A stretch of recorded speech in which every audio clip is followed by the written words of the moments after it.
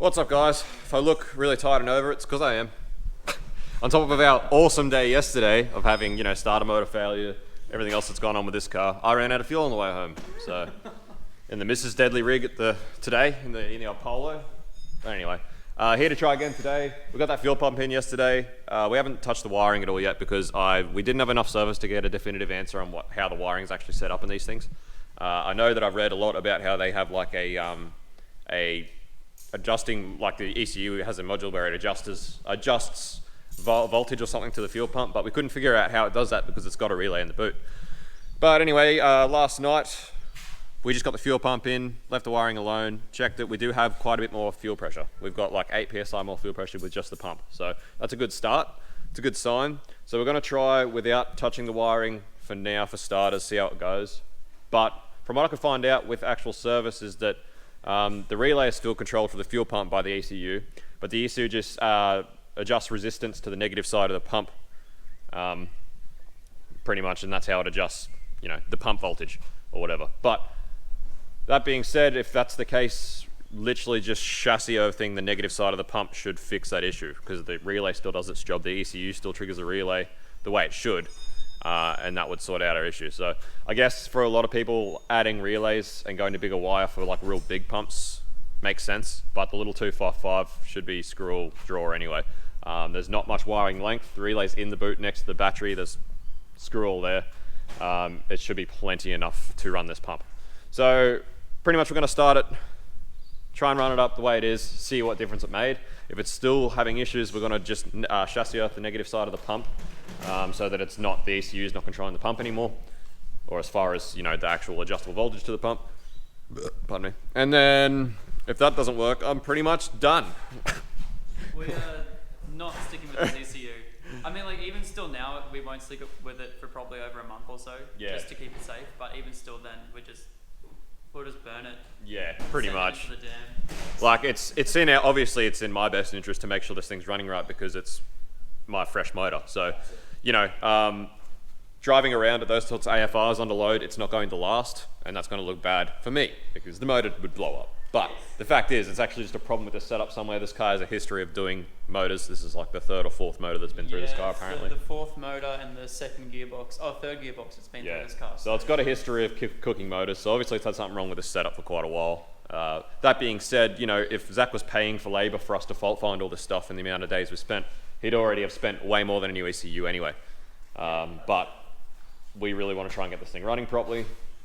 But anyway, today's where I'm drawing the line. It's the last day. Tried these couple of fuel mods, but after that I'm sort of out of ideas. I'm sort of just out of ideas. Just out of ideas. Yeah. But anyway, we'll see how we go today. I'm just waiting a few minutes before we start making heaps of noise. I'll also say I reckon this new exhaust sounds way better. I really do like how it sounds with this actually 2 mufflers in it, so I like it. It is blowing a fair bit of blue smoke out of that exhaust though. Obviously the only thing we've done to changed is the new exhaust, so I'm assuming that that exhaust, the mufflers might have some oil built up or something in them that's burning out, creating a bit of a smoke show. But while we've got the ECU talk hooked up, we've just decided to do some more fault finding with the old AFM that we had on to start with, just to make sure it was working fine. It is. So we're putting that AFM back on the car now, and the other AFM that we borrowed can go back to the bloke we borrowed it off.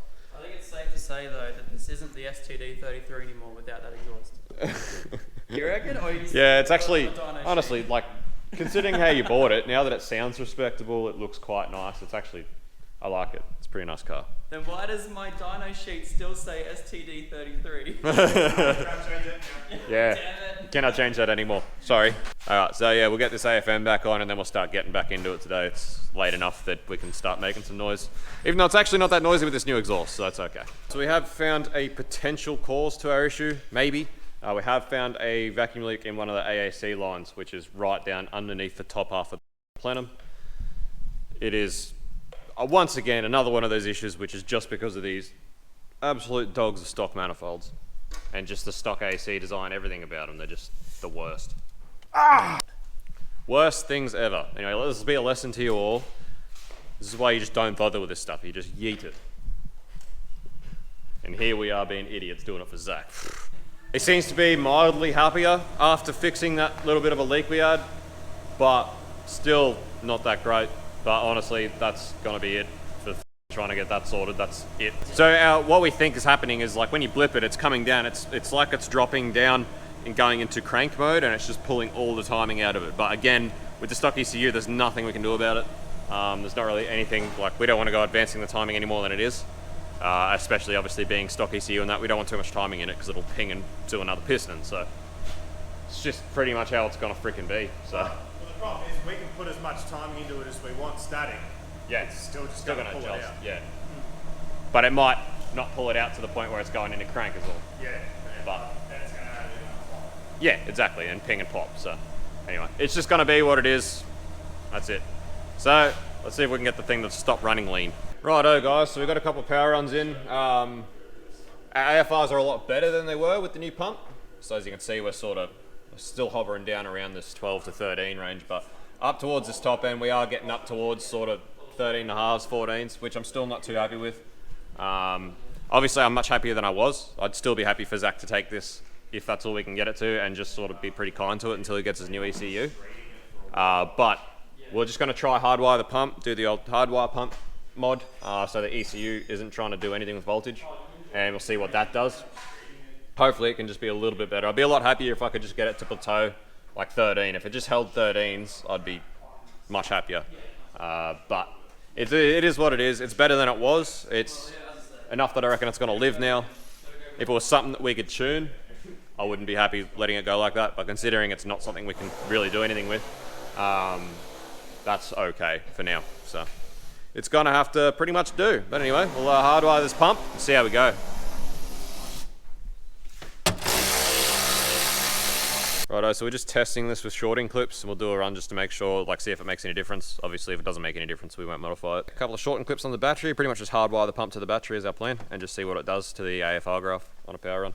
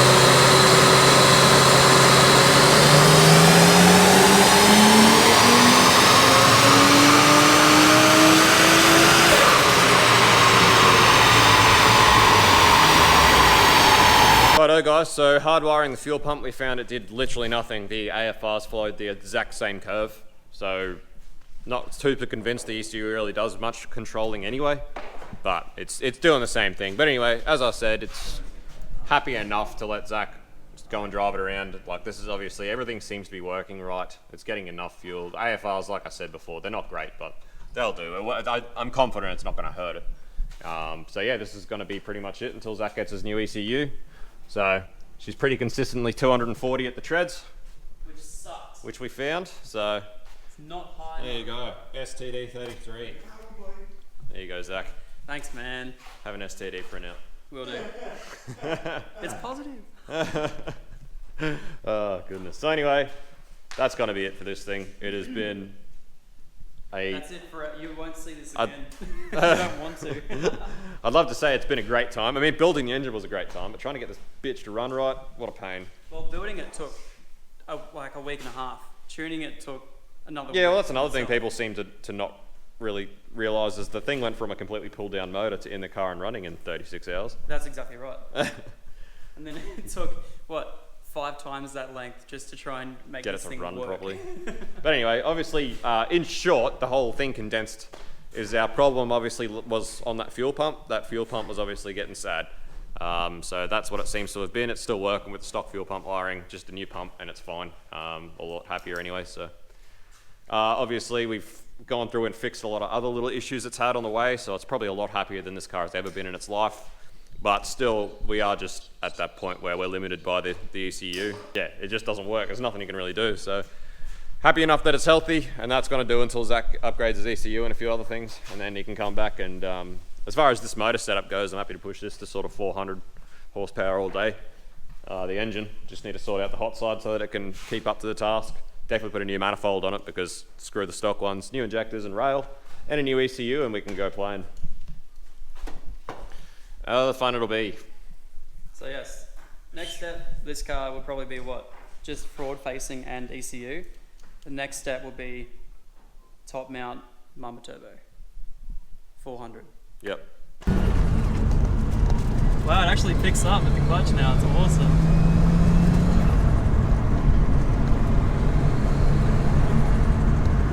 That is a lot nicer to drive, eh? I'll tell you what. The dose is pretty wild, eh? It's got pretty wild dose.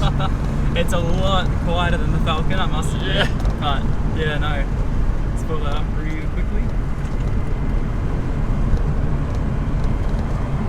We've got a pretty happy boy here. Oh god, yeah. That's like literally as fast as it would go last time, that. I'd literally be sitting here going like this. Wow, that's incredible. That exhaust is heaps nicer too. Yeah, honestly, I quite like how it sounds.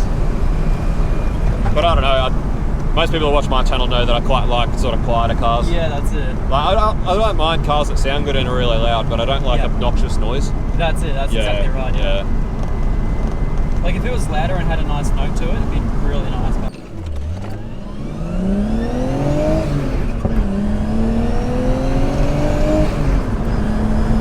that's not too bad. Yeah, shields up. It's not bad, it's not bad. Yeah, I'm pretty happy, That goes clutch, well. I think the clutch made the biggest difference. Yeah. Without a doubt. I didn't realise how much it was slipping. Yeah, no, that flywheel and clutch that we pulled off was not happy at all. That's wicked. Speedo's definitely off. Yeah, the speedo's quite a bit out, about 20%. Yeah. But at least it's working. Yeah, it's working, yeah. I just have to make sure that Max doesn't go 140 plus hops or something. All the way home. Yeah, turbo's heaps more responsive. Yeah. I could imagine... It would be with actual gaskets. With gaskets in there. And, a number 3 cylinder that works.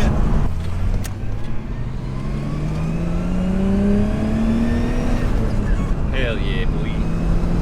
Oh, that was half throttle, mate. That's full. Still not much.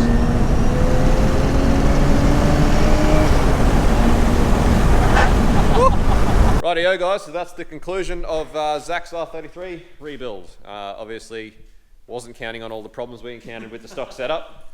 The deal was to do a fresh engine, but obviously, you do a fresh engine, you can't leave it running like that because your fresh engine's going to be a waste of time, it'll blow up. Yeah. So, like I said at the start of this video, it's in our best interest to make sure the thing's running right so that the engine doesn't blow up that we just rebuilt.